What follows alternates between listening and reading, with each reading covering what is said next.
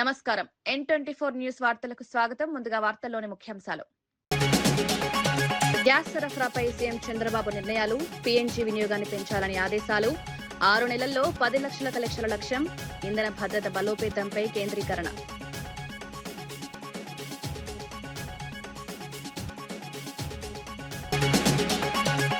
జీవన్ రెడ్డి చేరిక తేదీలపై కొప్పుల ఈశ్వర్ క్లారిటీ. ఈ నెల 20 లోపు బీఆర్ఎస్ లో చేరతారని వెల్లడి. జగిత్యాలలో భారీ సభతో కార్యక్రమం, కేసీఆర్ హామీతో జీవన్ కు ప్రాధాన్యం.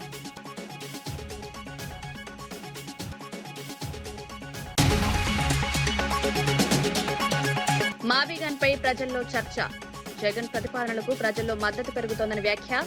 అమరావతి అంశంపై చంద్రబాబును ప్రశ్నిస్తున్నారని ఆరోపణ. రాష్ట్ర భవిష్యత్తుకు మావిగన్ అవసరమని సజ్జల స్పష్టం.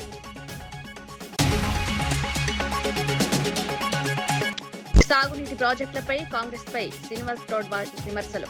కేసీఆర్ హయాంలో పూర్తి చేసిన పనులు నిలిచిపోయాయని ఆరోపణ. ప్రస్తుత ప్రభుత్వం నిర్వహణలో విఫలం. రైతు సమస్యలపై ప్రభుత్వం స్పందించలేదని విమర్శ. ఆర్టీసీ ఉద్యోగులకు డీఏ పెంపు 22.1% పెంపుతో డీఏ 52.8కి జనవరి నుంచి అమలు. ఉద్యోగుల సంక్షేమమే ప్రభుత్వ లక్ష్యమని స్పష్టం.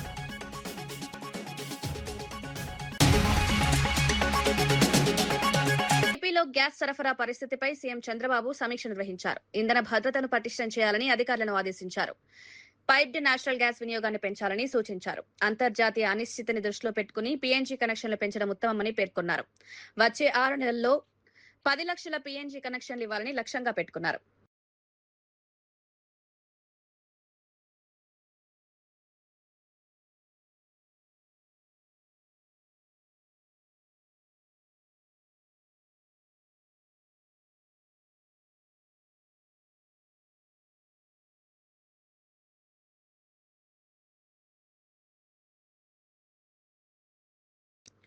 మాజీ మంత్రి కొప్పుల ఈశ్వర్ బీఆర్ఎస్ పార్టీలో జీవన్ రెడ్డి చేరికపై స్పష్టతనిచ్చారు. ఈ నెల 20వ తేదీలోపు కేసీఆర్ సమక్షంలో జీవన్ రెడ్డి బీఆర్ఎస్ లో చేరతారని వెల్లడించారు. జగిత్యాలలో భారీ బహిరంగ సభ ఏర్పాటు చేసి చేరిక కార్యక్రమం నిర్వహించనున్నట్లు తెలిపారు. కేసీఆర్ తో కలిసి పనిచేయడానికి జీవన్ రెడ్డి ముందుకొచ్చారని పేర్కొన్నారు. పార్టీలో ఆయనకు తగిన ప్రాధాన్యత ఇస్తామని కేసీఆర్ హామీ ఇచ్చారు. ఈ పరిణామం తెలంగాణ రాజకీయాల్లో కీలక మలుపుగా మారనుంది.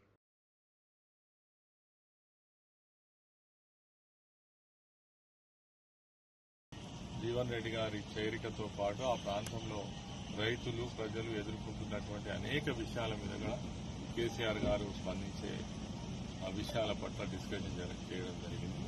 త్వరలో ఆ డేట్ కూడా నిర్ణయించడం అంటే డిక్లేర్ చేయడం జరుగుతుంది. తర్వాత మీటింగ్ సంబంధించిన ఏర్పాట్లన్నీ చేయడం. ప్లీనరీ లోపే ఉంటుంది.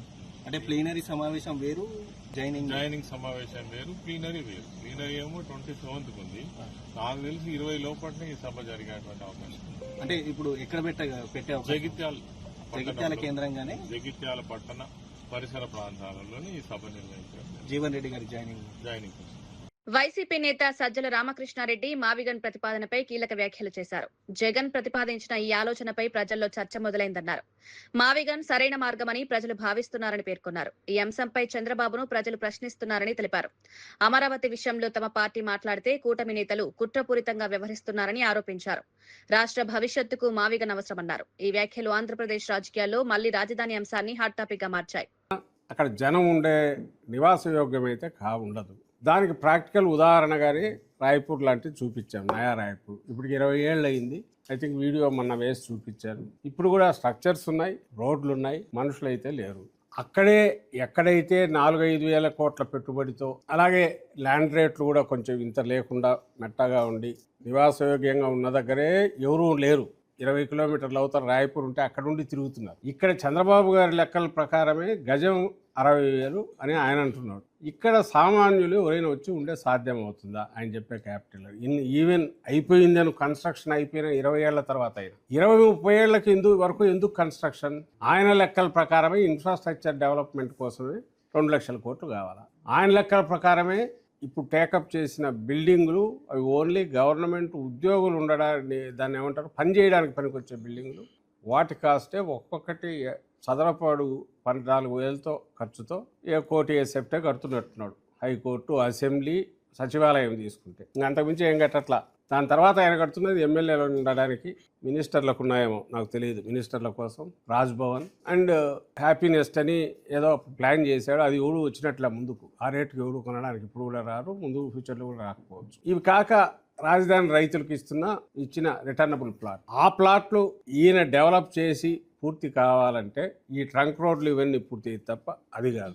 అది పూర్తి కాంది అవి నివాసయోగ్యం కాదు. చంద్రబాబు నాయుడు గారు పెట్టిన ఆశ, ఏ రైతులు అయితే బాగా వాల్యుబుల్ ల్యాండ్స్ తీసుకున్నాడు వాళ్ళకి గిట్టుబాటు కావాలంటే ఆయన చెప్పిన రేటు ప్రకారం 60,000, 70,000, 1,00,000 గజం పోతే తప్ప వాళ్ళకి గిట్టుబాటు కాదు. అసలు అక్కడ నుంచి ఏ సౌకర్యాలు లేని, అక్కడ ఎలాంటి ఫెసిలిటీస్ సపోర్టింగ్ సిస్టమ్స్ లేని, పిల్లల చదువులకు కావచ్చు, వేరే రకంగా కావచ్చు, ఛాయిస్ లేకుండా ఉండే చోట అంతంత పెట్టి డబ్బులు పెట్టి జూబ్లీ హిల్స్ రేట్లతోనో, బంజారా హిల్స్ రేట్లతోనో, లేదా ఇంకో దగ్గర ఎక్కడో కాస్ట్ రేట్లతోనో ఎందుకు జనం రావాలనేది ఎవరికి అర్థం కావట్లేదు. సో ఓటు నువ్వు కట్టడానికి 20-30 ఏళ్ళు పడుతుంది, ఎందుకంటే 2 లక్షల కోట్లు ఇన్ఫ్రాస్ట్రక్చర్కే నువ్వు అంటున్నావు. అండ్ ఇప్పటికి 12 ఏళ్ళు అయిపోయింది. అండ్ రెండవది, ఒకవేళ అంత డెవలప్ చేసినా అక్కడ ఎవరు ఉండే అవకాశం ఎందుకు ఉండదంటే నువ్వు చెప్పే లెక్కల ప్రకారమే ఆ కాస్ట్ మనుషులు ఎవరు భరించలేంది, ఉండలేంది, ఎందుకు ఉండాలనో అర్థం కాంది. మూడవది, అసలు అక్కడ ఎవరు వచ్చి ఏమీ లేకుండా 20-30 ఏళ్ళ వరకు ఈ 2 లక్షల కోట్లు ఇన్ఫ్రాస్ట్రక్చర్కే పెడితే ఇంకా ఎన్ని లక్షల కోట్లు నువ్వు ఇంట్రెస్ట్లు కట్టాలా, ఎన్ని లక్షల కోట్లు మిగిలిన సపోర్టింగ్ సిస్టమ్స్ డెవలప్ కావడానికి కావాలా. వాళ్ళు అక్కడికి రానంత వరకు అక్కడ live city living area habitat ఎట్లా అవుతుంది, ఇవి క్వశ్చన్. వేరేయాజ్ జగన్మోహన్ రెడ్డి గారు చెప్తున్నది సేమ్ ప్రాంతమే, కానీ జగన్మోహన్ రెడ్డి గారు చెప్తున్న దాంట్లో ఇమ్మీడియట్గా ఇందులో ఏ 10% ఖర్చుతోనో క్యాపిటల్ యాక్టివేట్ కావడమే కాకుండా రాజధాని ఇవి ఇప్పటికే పూర్తిగా జనావాసాలు అయినందువల్ల, ఆల్రెడీ కనెక్టివిటీ పూర్తి ఉన్నందువల్ల, బయట ప్రపంచంతో సంబంధాలకు విమానాశ్రయం రూపంలో కావచ్చు, రైళ్ల రూపంలో కావచ్చు, లేదా ఇప్పుడు పోర్టు రూపంలో కావచ్చు, ప్రపంచంతో ఇప్పటికే పూర్తి కనెక్టివిటీ ఉన్నందువల్ల, బిజినెస్ హబ్స్గా ఇప్పటికే డెవలప్ అయినందువల్ల కేవలం ఒక 10% ఖర్చుతో, అది కూడా ఒకేసారి కాకుండా దఫాలు పెట్టుకున్నా కూడా ఒక ఇమ్మీడియట్ గర్వంగా చెప్పుకోదగ్గ క్యాపిటల్ రావడమే కాకుండా అది ఎకానమీని బూస్ట్ చేసే ఒక గ్రోత్ ఇంజన్గా కూడా అవుతుంది. ఇది రెండింటి మధ్య తేడా. ఈ రెండింటి మధ్య తేడా చూడకుండా నేను అదే అన్నా నువ్వు అదే అన్నావంటే, నువ్వు పెట్టేదేమో ఎక్కడ పెడుతున్నావు, ఈయన సజెస్ట్ చేస్తున్న జగన్మోహన్ రెడ్డి గారు ఎక్కడ, నువ్వు పెట్టే ఖర్చు ఎంత, ఈయన చెప్తున్న దాని ఖర్చు ఎంత, నువ్వు అంటే నేను చంద్రబాబు గారు చెప్పే ఆ ఖర్చు ఎక్కడి నుంచి దానికి ఆ డబ్బు వస్తుంది, దాన్ని తీర్చే విధానం ఏంది. ఇప్పటికే నువ్వు 50,000 కోట్ల కాంట్రాక్ట్లు ఇచ్చినావు అంటే గుడ్డి ఏమి లెక్కలు లేకుండానే సంవత్సరానికి 4-5 వేల కోట్లు నువ్వు ఇంట్రెస్ట్లు పే చేయాలా. అది 1,00,000 కోట్లు అయితే 10,000 కోట్లు దగ్గర అండ్ 2 లక్షల కోట్లు అయితే 20,000 దగ్గర. పాకిస్తాన్ నోబెల్ శాంతి బహుమతి డిమాండ్పై తెలంగాణ జాగృతి అధ్యక్షురాలు కవిత తీవ్రంగా స్పందించారు. ఉగ్రవాదాన్ని ప్రోత్సహించే దేశం నోబెల్ కోరడం హాస్యాస్పదమన్నారు. గతంలో ట్రంప్ కు నోబెల్ ఇవ్వాలని కోరిన పాక్ ఇప్పుడు తమ దేశానికి చెందిన వారికి డిమాండ్ చేస్తోందని విమర్శించారు. ఈ తీరు చూస్తే ఉగ్రవాదులకు కూడా నోబెల్ ఇవ్వాలని అడిగే పరిస్థితి వస్తుందని ఎద్దేవా చేశారు. ప్రపంచానికి పాకిస్తాన్ అసలు స్వరూపాన్ని తెలియజేయాల్సిన బాధ్యత భారతీయులపై ఉందని పేర్కొన్నారు. Terrorist nation like Pakistan has already asked for a Nobel Peace Prize for Mr. Trump. Now they are asking for themselves. Looks like they might ask for a prize again for the terrorists like Hafiz Saeed or Azhar Masood as well. It looks very funny right now, but as Indians, I believe our fundamental duty should be to expose this terrorist nation in front of the world. We need to tag, tweet, mail, do whatever. Make sure that Pakistan doesn't get an entry even in the Nobel Peace Committee. As Indians, I believe it's our duty. Let's all do it. Thank you. Jai Telangana, Jai Bharat. ప్రభుత్వ whip Addanki Dayakar BRS నేత హరీష్ రావుపై తీవ్ర విమర్శలు చేశారు. హరీష్ రావు అబద్దపు ప్రచారాలతో ప్రభుత్వంపై విమర్శలు చేస్తున్నారని ఆరోపించారు. BRS పాలనలో జరిగిన అవినీతి గురించి ప్రజలకు తెలుసన్నారు. భూముల చుట్టూ తిరుగుతూ పార్టీని భూముల రాష్ట్ర సమితిగా మార్చారని ఎద్దేవా చేశారు. తమ వద్ద బీఆర్ఎస్ భవన్లోని చర్చకు సిద్ధమని సవాల్ విసిరారు. ప్రజలను తప్పుదారి పట్టించే ప్రయత్నాలు మానుకోవాలని హెచ్చరించారు. అవినీతి లేని దగ్గర అవినీతిని సృష్టించి మీరు చేయాలనుకుంటున్న భాగోతం ఏందో తెలియదా? ఉంటావా నువ్వు? పోనీ హరీష్ రావు దమ్ముందా నీకు? బీఆర్ఎస్ లో 2029 వరకు నేను ఉంటా అని ఛాలెంజ్ చేయగలుగుతావా? నీకు ఆ సీన్ ఉందా? పోనీ నేనంటే ఒక మాట, కేటీఆర్ను కాదని నీకు అవకాశం వస్తుందని ఆశతో ఉన్నావా? కేటీఆర్ ఉండడం వల్ల నా అస్తిత్వం కోల్పోతుందని ప్రెస్ మీట్ పెడుతున్నావా? లేకపోతే ఈ కాలంలోనే బ్లాక్మెయిల్ చేసుకొని నేను వెనకేసుకున్న బినామీల పేర్ల మీద వెనకేసుకున్న భూములను నేను సక్రమం చేసుకోవాలని ఒక ప్లాన్తో చేస్తున్నావో నువ్వు ఆలోచించుకో. మీ దాంట్లో మీకే పడదు. నువ్వు పెద్ద పెద్ద మాటలు మాట్లాడు. చలో నీకు దమ్ముంటే బీఆర్ఎస్ పార్టీ ఆఫీస్కి నేను రమ్మన్నా వస్తా. వాస్తవాలను నిరూపించడానికి ప్రభుత్వం యొక్క డాక్యుమెంట్స్ తీసుకొని నేను రాగలను. ప్రెస్ క్లబ్లో లేకపోతే అక్కడో ఇక్కడో కాదు, ఉంటే ఆడికే వచ్చి చెప్తాం, మీరు దమ్ముంటే మీరు తేల్చుకోవడానికి సిద్ధమా అని చెప్పి నేను సవాల్ విసురుతున్నా. అన్నిటికంటే ఏంటంటే వీళ్ళు చేసిన తప్పులను వీళ్ళు పట్టించుకోకపోగా అబద్ధాలు ప్రచారం చేస్తున్నారు, అది ఒక లెక్క. కానీ పదే పదే పదే చెప్పడం వెనుక ఉన్న ఉద్దేశం ఏంటంటే డైవర్ట్ చేయడం తప్పితే ప్రజా సమస్యల మీద మీరు కొట్లాడుతున్నది ఎక్కడైనా ఉన్నాదిరా బాబు. 6 గ్యారంటీలని మేము పెడితే దాని కింద 13 గ్యారంటీలు అంటే 420 గల్లా మారి 420 అని చెప్పి ప్రచారం చేస్తుంటారు. ఇలా 5 గ్యారంటీలు అయిపోయినాయి, 6వ గ్యారంటీలో మేము కొన్ని చేస్తాము అని చెప్తే మీరు ప్రజా సమస్యలను పక్కన పెట్టి, ఇప్పుడు మేము ప్రజా సమస్యలు అంటే మేము ఆలోచిస్తున్నాం, ఇప్పుడు నీటి ఎద్దడి వస్తుంది, ఎట్లా ఎదుర్కోవాలి, వర్షాభావ పరిస్థితులు ఉన్న ప్రాంతాల్లో ఎట్లా చేయాలి, ఇప్పుడున్న సమస్యలు ఏంటి. వీళ్ళ యొక్క కాన్సిక్యూటివ్ ప్రెస్ మీట్లు కానీ వీటిని చూడండి, భూముల చుట్టే, భూములే. బీఆర్ఎస్కు తెలిసిన పదం భూమే, అందుకనే వాళ్ళు బీఆర్ఎస్ అంటే భూముల రాష్ట్ర సమితి అని పెట్టుకోవచ్చు. మనం రోజుకోటి డ్రగ్స్ రాష్ట్ర సమితిని ఒకరోజు అవుతున్నారు, మెంటల్ రాష్ట్ర సమితిని ఒకరోజు అవుతున్నారు, ఇప్పుడు నడుస్తున్నది భూముల రాష్ట్ర సమితి. ఎందుకంటే వీళ్ళు ఎప్పటికప్పుడు మారుస్తారు కదా, ఇప్పుడు ధురంధర్ 1, ధురంధర్ 2, ధురంధర్ 3 అట్లా. ఈ పార్టీ ఎప్పుడు కూడా చలనశీలత ఎక్కువ ఉంటుంది, దీనికి చంచలత్వం ఎక్కువ ఉంటుంది. తెలంగాణని పార్టీ పెడతారు, దాన్ని భారత రాష్ట్ర సమితిగా పిలుస్తారు. రేపు అంతర్జాతీయ రాష్ట్ర సమితిని పెట్టినా పెట్టవచ్చు. నేను న్యూయార్క్లో పోతున్నా కాబట్టి అక్కడ కూడా పెడతానికి కేటీఆర్ అది కూడా చేయొచ్చు, ఎందుకంటే ఇంగ్లీష్ వస్తుంది కదా. మాజీ మంత్రి శ్రీనివాస్ గౌడ్ కాంగ్రెస్ ప్రభుత్వం పాలమూరు సాగునీటి ప్రాజెక్టుల విషయంలో విఫలమైందని ఆరోపించారు. కేసీఆర్ హయాంలో రాత్రింబగలు కష్టపడి ప్రాజెక్టులు పూర్తి చేస్తే ప్రస్తుత ప్రభుత్వం వాటిని సక్రమంగా నిర్వహించలేకపోతోందని విమర్శించారు. మోటార్లు ఆన్ చేయడానికి అసమర్థత చూపుతోందన్నారు. రైతులకు భరోసా ఇవ్వకుండా కాంట్రాక్టర్ల లబ్ధి కోసం కొత్త ప్రాజెక్టుల పేరుతో కాలయాపన చేస్తున్నారని మండిపడ్డారు. సాగునీటి సమస్యలు పరిష్కరించడంలో ప్రభుత్వం విఫలమైందన్నారు. 1,00,000, 2 లక్షలు, 3 లక్షలు అని చెప్పేది అంతే. ఆ రోజు అనుకున్నాం, అరే ఇంత సారవంతమైన భూమి ఉన్నా, నీళ్లున్నా, నదులున్నా, మన కళ్ళ ముందర ఉప్పొంగి సముద్రంలో కలిసిన ఈ పాలకులు, ఈ దరిద్రులు ప్రాజెక్టులు కట్టక మనల్ని వలసబోయేటట్టు చేసిండ్రు, మన బతుకులు ఆగం చేసిండ్రు కదా.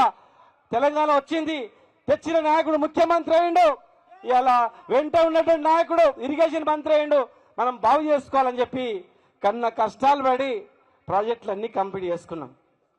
ఇంకా నీళ్ళు రాలే, మోటార్లు ఫిట్ చేసినాం, ఆన్ చేసినాం, ట్రయల్ రన్ అయింది, ప్రాజెక్ట్ రిజర్వాయర్లు కంప్లీట్ అయినాయి, ధర భూములు పైకెక్కినాయి. ఎక్కడ చూసినా ₹1 కోటి, 30 లక్షలు, 40 లక్షలని.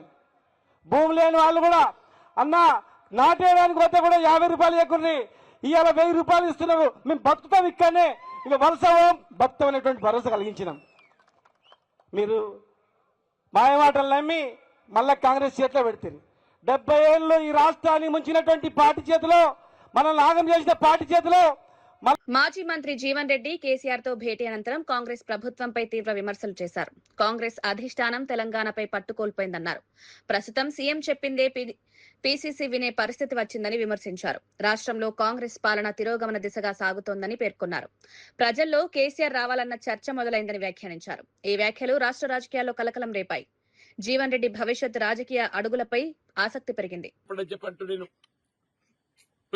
వీళ్ళ విద్యార్థులు ఏదో ఫీజు రియంబర్స్మెంట్ ప్రభుత్వం ఏదైతుందో చెల్లింపు చేయలేకపోవడంతో వీళ్ళ న్యాయస్థానము వీళ్ళ ప్రభుత్వం చెల్లింపు చేయలేకపోతుంది. కాబట్టి కళాశాల నిర్వహణకు తోడ్పడటానికి అవసరమైతే తల్లిదండ్రుల దగ్గర ఫీజుల భారం మోపాలని చెప్పని పేర్కొంది. అంటే ఇది రాష్ట్ర ప్రభుత్వ వైఫల్యం కాదని చెప్పంటున్నాను. నేను ఎక్కడికి వెళ్ళి ఎక్కడికి పోతున్నాం? కేంద్ర ప్రభుత్వం ఏదైతుందో ఎస్సీ ఎస్టీ ఫీజు రియంబర్స్మెంట్ సంబంధించి 276 కోట్లు విడుదల చేస్తే, ఎస్సీ ఎస్టీ ఫీజు రియంబర్స్మెంట్ సంబంధించి 276 కోట్లు నిధులు విడుదల చేస్తే అందులో 25% ఏదైతే రాష్ట్ర ప్రభుత్వం వాటా చెల్లింపు చేయలేకపోవడంతో ఆ నిధులు తిరిగి వెళ్ళిపోయినాయి. దయచేసి ఆలోచించండి చెప్పంటే నేను. ఇలా విద్యార్థుల భవిష్యత్తు ఏమవుతుంది, నిరుద్యోగ భవిష్యత్తు ఏమవుతుంది? మొదటి సంవత్సరం 2 లక్షల ఉద్యోగాలు అన్నారు, రెండో సంవత్సరం 1 లక్ష ఉద్యోగాలు అన్నారు, 3 లక్షలు పోయింది. వాళ్ళు అధికారికంగా ఏం చెప్తున్నారు? 60,000 అని చెప్పంటున్నారు. అసలు ఇచ్చింది ఎన్ని? 17,000. ఎక్కడికి వెళ్ళి ఎక్కడ పోతున్నామని చెప్పంటున్నాను నేను. వీళ్ళ కాంట్రాక్ట్ అవుట్ సోర్సింగ్ ఉద్యోగస్తులు ఏదైతుందో వాడు ఉద్యోగం ఉంటుందో ఉడుతుందో తెలియని పరిస్థితి ఏర్పడదని చెప్పంటున్నాను నేను. వీళ్ళ ప్రజలు ఏదైతుందో ఆనాడు 23 అంటే 10 సంవత్సరాలు పట్టిందా మార్పు కోరడానికి, ఇవాళ 2.5 సంవత్సరాలుగా మార్పు కోరుతున్నారు. ఇవాళ ఏదైతుందో రేవంత్ రెడ్డి పోవాలి, కేసీఆర్ గారు రావాలి అనే ఒక నినాదం ప్రజలకు వెళ్తుందని చెప్పంటున్నా. రేవంత్ రెడ్డి గారు పోవాలి, కాంగ్రెస్ పార్టీ మార్పు కావాలి, కేసీఆర్ గారు రావాలి, బీఆర్ఎస్ పార్టీ రావాలని చెప్పని ప్రజలకి నినాదం వస్తుందని చెప్పంటున్నా నేను. దాన్ని ఆలోచన చేయండి. ఇంకా 2 ఏళ్ళు అధికారం ఉండేది ఉన్నది. ఇలా కాంగ్రెస్ పార్టీ ఇంకా 2 సంవత్సరాల అధికారంలో ఉండేది ఉన్నది. కానీ ఈ 2 సంవత్సరాల కాలమైనా మెరుగైన పాలన ఇవ్వడానికి ప్రయత్నం చేయండి. ప్రజాహితం కోసం పనిచేయండి. అది ఆలోచన చేయకుండా జీవన్ రెడ్డి ఎందుకు పోతుండే? నేను అధికార పార్టీ పోతలేను కదా. నాకు 2014లో ఏదైతే ఎప్పుడైతే బీఆర్ఎస్ ప్రభుత్వం అధికారం ఉన్నదో, నా కాలంలో బీఆర్ఎస్ పార్టీ చేయడానికి ఏదైతే ఉందో కేసీఆర్ గారు ఒక విధంగా ఏదైతే కలిసి పనిచేయాలని చెప్పి కోరికని చెప్పంటున్నాను. అభివృద్ధికి తోడ్పడ్డారని చెప్పంటున్నాను. ఇవాళ శాసన మండలి 2019లో మొత్తం శాసన మండలి ఏకైక సభ్యున్నాయి. నేనే నాయకుడిని, నేనే సభ్యుడిని. నాకు ఈ పక్క వెళ్ళారు, ఆ పక్క వెళ్ళారు. ఒంటరి పోరాటం చేశాను అంటే ఒంటరి పోరాటం చేసిన. నాకు పార్టీ ప్రేమ చట్టం ఏదైతుందో నాకు ఆటంకం లేకుండే. పార్టీ ప్రేమ చట్టం కాంక్షించేవాడిని అయినట్టయితే నేను ఆనాడు బీఆర్ఎస్ పార్టీలో పోదని చెప్పంటాను నేను. ఇవాళ ఏది ఇస్తుందో వీళ్ళ కాంగ్రెస్ పార్టీ ప్రజలకు ఇచ్చే వాగ్దానాలు నెరవేర్చలేకపోవడంతో కాంగ్రెస్ పార్టీ మొన్నటి ఎన్నికల్లో 23 నవంబర్ ఎన్నికల్లో ప్రజలకు ఇచ్చే వాగ్దానాలు నెరవేర్చలేకపోవడంతో నేను ప్రజల పక్షాన్ని నిలబడటానికి ఇవాళ ఏది ఇస్తుందో బీఆర్ఎస్ పార్టీ ఎంచుకోవడం జరిగింది. తెలంగాణ ఆర్టీసీ ఉద్యోగులకు ప్రభుత్వం 2.1% డీఏ పెంచుతూ నిర్ణయం తీసుకుంది. మంత్రి పొన్నం ప్రభాకర్ ఈ విషయాన్ని వెల్లడించారు. దీంతో డీఏ 52.8% చేరిందన్నారు. జనవరి 2026 నుంచి ఈ పెంపు వర్తిస్తుందని తెలిపారు. 3 నెలల బకాయిలను 3 విడతల్లో చెల్లిస్తామని వెల్లడించారు. ఈ నిర్ణయం వల్ల ప్రభుత్వంపై నెలకు 2.82 కోట్ల అదనపు భారం పడనుంది. ఉద్యోగుల సంక్షేమమే ప్రభుత్వ ప్రధాన లక్ష్యమని మంత్రి స్పష్టం చేశారు. ఈ నిర్ణయం ఉద్యోగుల్లో ఆనందం కలిగించింది. ప్రభుత్వం తీసుకున్న ఈ చర్యపై ఉద్యోగ సంఘాలు సానుకూలంగా స్పందిస్తున్నాయి. రాష్ట్ర రోడ్డు రవాణా సంస్థ కార్మికులకు సంబంధించి ఉన్నటువంటి ఏకైక పెండింగ్ డిఏను కూడా విడుదల చేయడానికి ప్రభుత్వం నిర్ణయం చేసింది. జనవరి 2026 నుంచి 2.1% డిఏ పెంచుతూ పెండింగ్ ను కూడా జనవరి నుంచి ఇవ్వాల్సింది కూడా భవిష్యత్తులో సెటిల్ చేస్తూ అందరికీ ఈ యొక్క శుభవార్త తెలియజేస్తాను. మొదటి నుంచి కూడా సంస్థ 3 ప్రధాన అంశాల మీద పనిచేస్తూ ఉంది. తెలంగాణ ప్రజాపాలన ప్రభుత్వంలో 1 కార్మికుల సంక్షేమము, ప్రయాణికుల సౌకర్యము, సంస్థ పరిరక్షణ, అభివృద్ధి. కాబట్టి ఇందులో భాగంగా సంస్థకు ప్రధాన భాగస్వాములైనటువంటి కార్మికుల సంక్షేమం పట్ల ఎప్పుడు కూడా సంస్థ అన్ని రకాల ఆలోచనతో ఉంది. వాళ్ళకు సంబంధించినటువంటి మరి ఆరోగ్య పరీక్షలకు సంబంధించినటువంటి ఆసుపత్రి అప్గ్రేడేషన్ కావచ్చు, కారుణ్య నియామకాలు కావచ్చు, దీర్ఘకాలిక రిమూవల్ అయినటువంటి వాళ్ళని 3 మెన్ కమిటీ తీసుకోవడం కావచ్చు, కొత్త నియామకాలను చేసి పని భారం తగ్గించడం కోసం ఈ విధంగా అనేక రకాల కార్యక్రమాలు చేస్తూ ఉంది రాష్ట్ర రోడ్డు రవాణా. విశాఖలో 94వ వార్డు టీడీపీ నాయకుడు గంటల దివాకర్ జన్మదిన వేడుకలు ఘనంగా నిర్వహించారు. ఈ కార్యక్రమానికి ఎమ్మెల్యే పంచకర్ల రమేష్ బాబు, బండారు సత్యనారాయణ మూర్తి హాజరయ్యారు. మెగా రక్తదాన శిబిరాన్ని ప్రారంభించి రక్తదాతలను సన్మానించారు. దివాకర్ సామాజిక సేవలను అభినందిస్తూ ఆయన మరింత ఉన్నత స్థానానికి ఎదగాలని ఆకాంక్షించారు. గత 13 సంవత్సరాలుగా రక్తదాన శిబిరాలు నిర్వహించడం ప్రశంసనీయమన్నారు. స్థానిక నాయకులు, కార్యకర్తలు పెద్ద సంఖ్యలో పాల్గొన్నారు.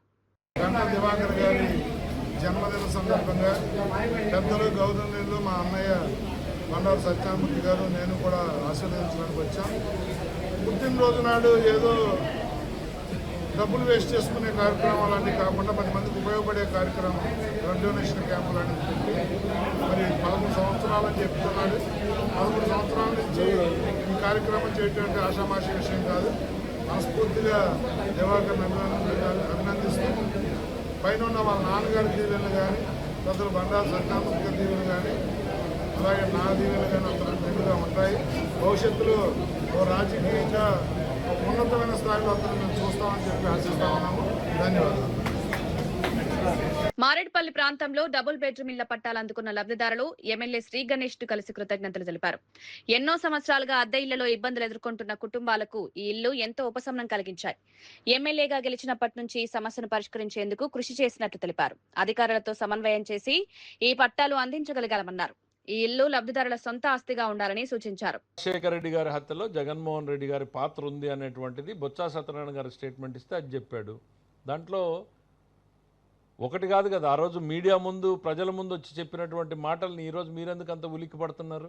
మీరు భుజాలు ఎందుకు బొత్స సత్యనారాయణ గారు నిన్న బాధపడ్డాను నేనేమి హర్షించను. కానీ ఎందుకు బాధపడ్డారో మాకు అర్థం కాదు. ఆయన చెప్పినటువంటి మాటే అది. ఆయన చెప్పినటువంటి మాటే, మేమేం కొత్తది చెప్పలేదు. అంటే ఆయన అందరికీ ఒక అనుమానం ఏమొస్తా ఉంది అని అంటే, జగన్మోహన్ రెడ్డి గారి నైజం చూసిన తర్వాత బొత్స గారికి భయం వచ్చింది, ఆ భయంలో నుంచి బాధ వచ్చింది అనుకుంటున్నారు.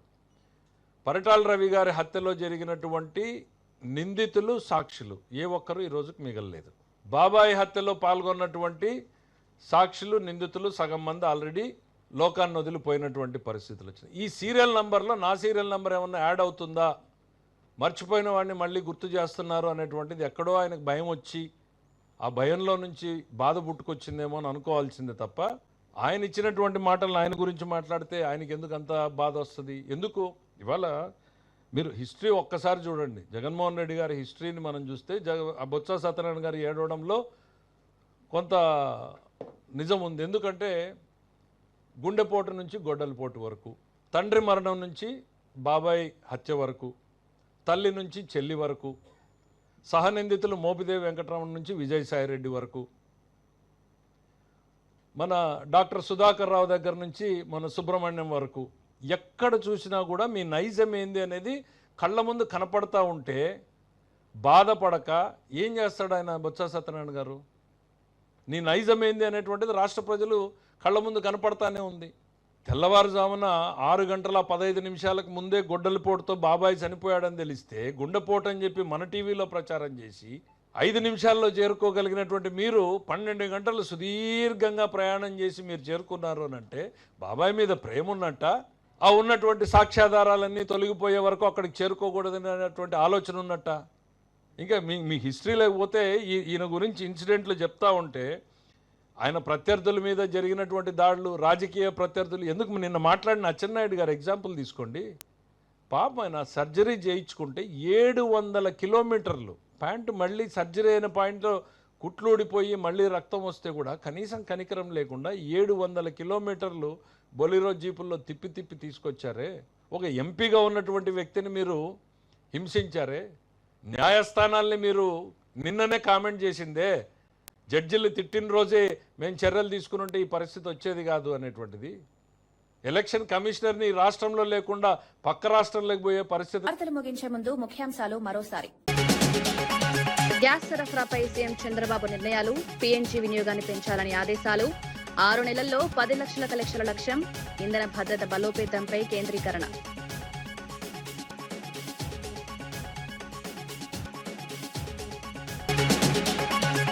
జీవన్ రెడ్డి చేరిక తేదీలపై కొప్పుల ఈశ్వర్ క్లారిటీ. ఈ నెల 20 లోపు బీఆర్ఎస్ లో చేరతారని వెల్లడి. జగిత్యాలలో భారీ సభతో కార్యక్రమం, కేసీఆర్ హామీతో జీవన్ కు ప్రాధాన్యం.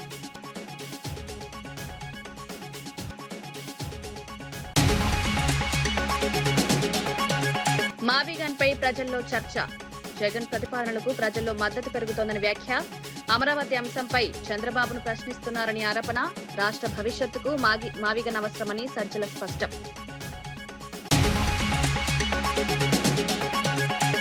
సాగునీటి ప్రాజెక్టులపై కాంగ్రెస్ పై శ్రీనివాస్ గౌడ్ విమర్శలు.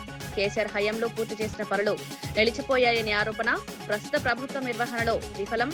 రైతు సమస్యలపై ప్రభుత్వం స్పందించలేదని విమర్శ. ఆర్టీసీ ఉద్యోగులకు డీఏ పెంపు, 22.1% పెంపుతో డీఏ 52.8కి. జనవరి నుంచి అమలు. ఉద్యోగుల సంక్షేమమే ప్రభుత్వ లక్ష్యమని స్పష్టం.